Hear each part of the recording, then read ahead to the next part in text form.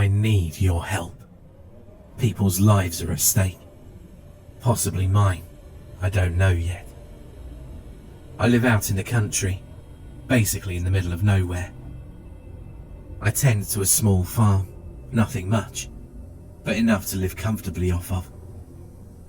I rely wholly upon my car to get to the city for groceries, and to go to farmers' markets and meet wholesalers who'd want to buy a portion of my crop. That is, until it vanished. One day, I woke up, got dressed, prepared to go into town to set up at the farmers' market, and I found that my car was missing. I didn't know if it had been stolen or if it just disappeared, but I went to go call the police. That's when I found out the phone lines don't work either. I've tried to call the police, call my family. Hell, I think I called for a pizza one time. But every time I do, I hear noises on the other end instead of whoever I should be talking to. Or at least their voicemail. Not screams or Latin chants, like I'm sure you expect from one of these stories, but peaceful noises. Birds chirping, running water, stuff like that. One time, I heard a woman's voice say something in what I think was Italian. She sounded happy, not excited, but at peace. I tried to look up what she said on the internet, but I can't transcribe a language I don't know. Speaking of the internet, I suppose you're wondering why I haven't contacted someone that way. Maybe tried to tell one of my clients of my situation, in hopes they'd bring a car or something that I could use to get out of here. Every time I go to email someone I know, I get some rubbish response that I'm very, very sure isn't being sent directly by them. For example, I sent this message to a friend of mine, Dave, in the hopes he could help me out. Yo, Dave, someone stole my car. Could you give me a lift to the police station? TY in advance. Jerry. This was the response I got. Brother Jeremiah, be at peace. God is with you now. You do not need to leave your little Garden of Eden, or rather, Farm of Eden. I would visit you, but the walls are too thick right now. They'll wear down eventually. All things do. Ezekiel. I don't know anyone called Ezekiel. I never get any responses that are signed by the people that supposedly sent them to me. I've gotten emails from lots of other people though. People with old names that make me think of Amish farmers or pilgrims navigating the Oregon Trail. Ezekiel, Hezekiah, Jonah, Deborah, Eunice. The list goes on. I don't think I've ever heard any of these names applied to anyone I've ever known, or even people I've heard of in the last century. They sound Amish.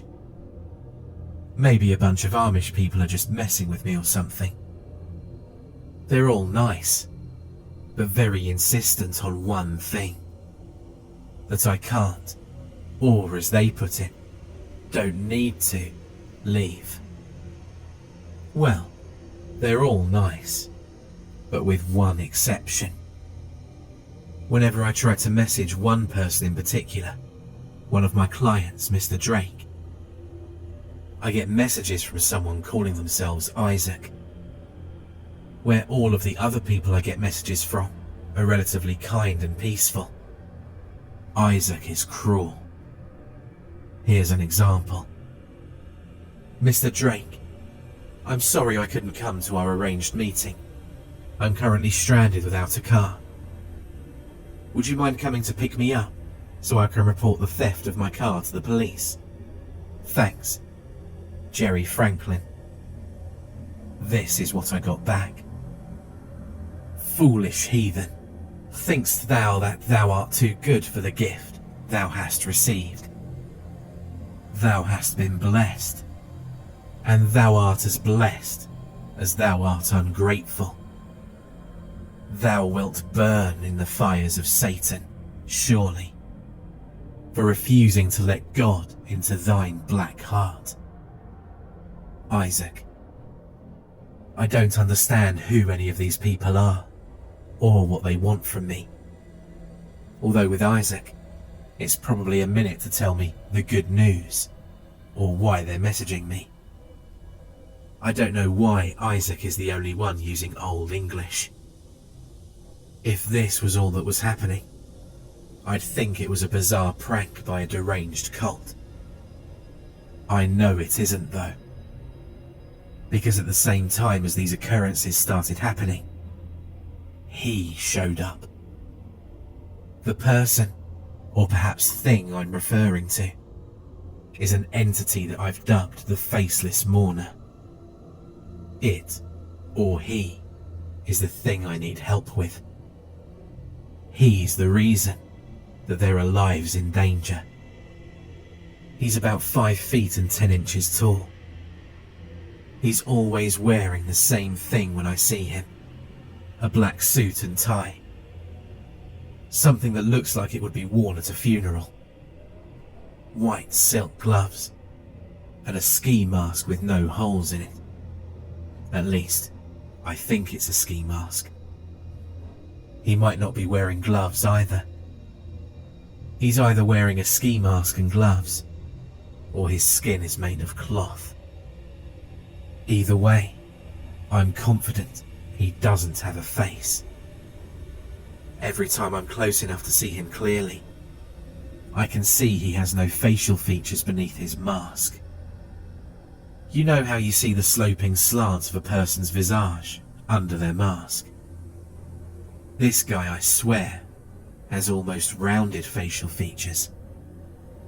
He has a pointed chin, a high brow, and that's it. I can't identify any eyes, mouth, or nose-like bumps under his cloth exterior. It's odd. I can't tell whether his face is a flat surface or almost rounded. He also carries an opened pink umbrella every time I see him. It's reddish pink with a white floral design. The handle is plain and wooden. It's either open or closed, depending on the weather. But he'll have it open on either days where it's raining, snowing, or in excess sunshine. He never shows any discomfort about the weather, despite how harsh the conditions here have become. He doesn't normally move, but when he does, he either does it in quick and short increments, or slowly and gradually, like a flower turning towards the sun. One last thing. Every time he appears, he brings a corpse with him. Now you see why I said lives are in danger. I'm not sure whether it's him killing them. I'm not even sure how they get here, as I never see them appear during my stakeouts. And he can't be carrying them, as his frame is quite diminutive. They appear differently, depending on what season it is. That's right, I said season. This has been happening for what I can only seem to measure in years. The first time the Faceless Mourner came, I noticed a small calendar on my nightstand. A little thing you'd see on someone's desk, rather than their wall. Nothing was remarkable about it, other than the fact a week's worth of days had passed since I fell asleep. Time passes faster here. Seasons change in the span of weeks. 1 year here lasts 52 days. Anyway, back to the corpses. I always find him standing over them, as if silently contemplating the loss of a friend. The conditions are the same every time, and they change depending on the season. For convenience, I'll describe these events as burials. The seasons won't change correctly, and the day won't end until either I bury the corpse or burn it. I've taken to burning them, as this has been happening so long, I'm running out of space in my yard. Although I've noticed the makeshift grave markers I prepared for them disappearing, and the ground levelling after a while. In winter, the burial takes place in a blizzard.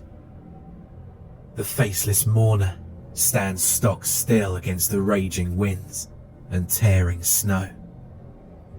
His umbrella seems to shield him adequately, as I've never seen him get wet in either a spring or winter burial. The corpse is always frozen solid under a foot of snow. This is probably the hardest burial for me, as I not only have to dig the corpse up, I also have to find enough dry wood to get a proper fire going. It always stops snowing after I have enough firewood, so I can dig a proper fire pit and burn the corpse. The faceless mourner often, not always, pulls out a notepad at this point, scribbles something down on it, and tears the page away, handing it to me.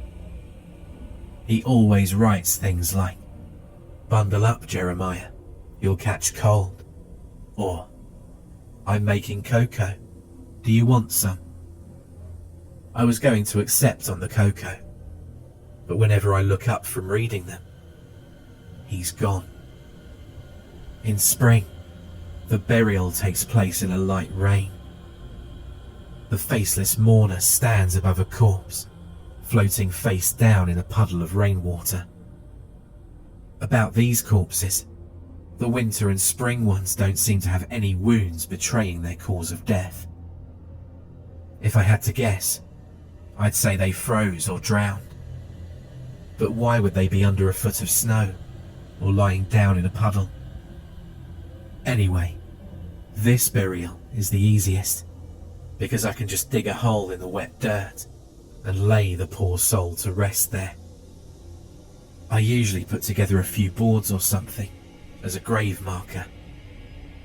When I do make grave markers, the faceless mourner walks over to them and pins on a note from his notepad. The things he writes are really odd. It seems he makes up his own causes of death. Here are some examples. "Here lies Uriel, died of sadness." "Here lies Meredith. I tried to help her. He didn't." And, oddly enough, "Here lies Ben. I'm not quite sure where he went. I'll find him eventually."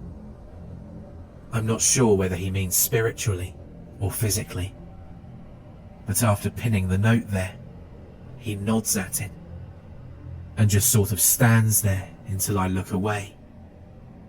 When I do, he disappears. The fall burials are probably my second to least favourite. The mourner knocks on my door.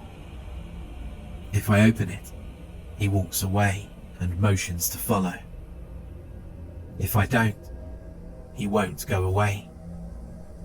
When I follow him, he leads me to a grove of trees that's never there except in the fall. The corpse is always hanging from a tree. There's always a sticky note pinned to it. It always says, "Do you feel guilt?" I always do. I don't know why, because these are people I don't really know.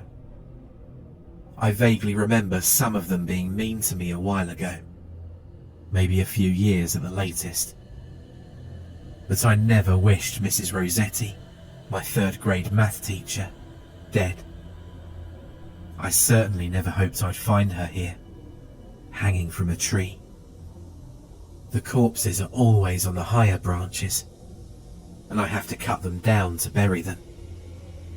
The soil is still good, so I can usually do it. I normally just bury them in the forest. But one time I did that and found the corpse in the tree again, so I took it into the yard. It was obvious how they died, but the thing is, how do the corpses get up there? The taller trees are around 20 feet, and the mourner doesn't seem like the tree climbing with a corpse type. A more obvious question would be, where does the forest come from or go? But I can't even begin to get into that one. The summer burials are the worst. Easily the worst. I retch thinking of them in May. I can't sleep more than a few minutes of the last night or week before June. During the summer burials, the ground is cracked like it would be in a desert. All of the grass is gone, and the few trees that are left are dead. The sun is so strong, I actually have to put on sunblock, or I'll get burned so badly I won't be able to walk the next day. The mourner stands over a decomposing corpse that's been gruesomely murdered. The wounds range from bullets to the head, to having had their stomach ripped open and all their organs stuffed down their throat. The mourner writes a note preemptively, pinning it to the corpses. They always have an accusatory tone, saying things like monster, unforgiven, and repent. I don't understand what he means by this. I've never hurt anyone in my life, and now this monster starts bringing corpses onto my property and blames me for their deaths. The third time this happened, I tried to punch him in the face, but with inhuman reflexes, he batted my hand out of the way with his umbrella, striking so fast that he almost broke my wrist. I can't bury the corpse in the summer. The ground is too hard. Thankfully, the trees are all dead, so I can use them for easy firewood. The bad part is the smell. It smells like every dead thing in the world, combined into one big dead thing. And I decided that I needed to vomit right then. I always did.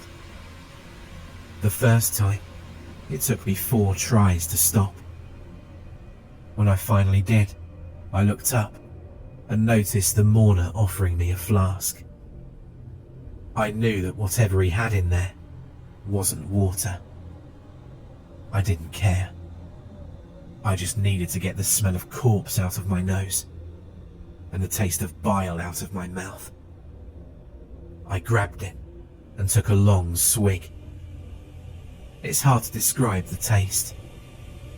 It tasted not so much like apples as it did apple peels. It hardly tasted like anything, with a crisp aftertaste. Right then, it could have been ditch water, and I still would have drank the whole thing. I handed the flask back to him. He put it in his suit and left in the way he's accustomed, by not leaving until I don't watch him leave. The burials come about once a month, although I've had 2 before. I've never had 2 in the summer, fortunately. This has been going on for what I've counted out to be about 2 years. I've buried or burned almost 100 people now, I think. This is all I have. I know it sounds fake, but please, I need help.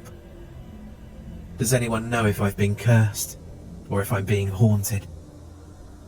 I know there's no logical explanation for this. If you know anything that could help me, please contact me immediately. I'll leave you with this letter that I got back from Isaac about the summer burials. Isaac, please, just tell me something. I need to know about what I'm dealing with. Why is summer so messed up? Please, Just help me. Jeremiah. Summer is a painful time for us all. The ground heats up, and we can feel his anger and hatred from the deep below. Thou may not remember now, but thou buried me. I wish greatly that thou had not. The ground would not be such a terrible place, were it not for the song he doth sing. The song is one of hatred and black malice. It hath no words I can recognize, save one, Jeremiah, and it bodes not well for thou. The word is thine own name, Jeremiah. I will pray for you, but it will do nothing now. Isaac. For more terrifying creepypasta horror stories, check out the playlist or the video on screen.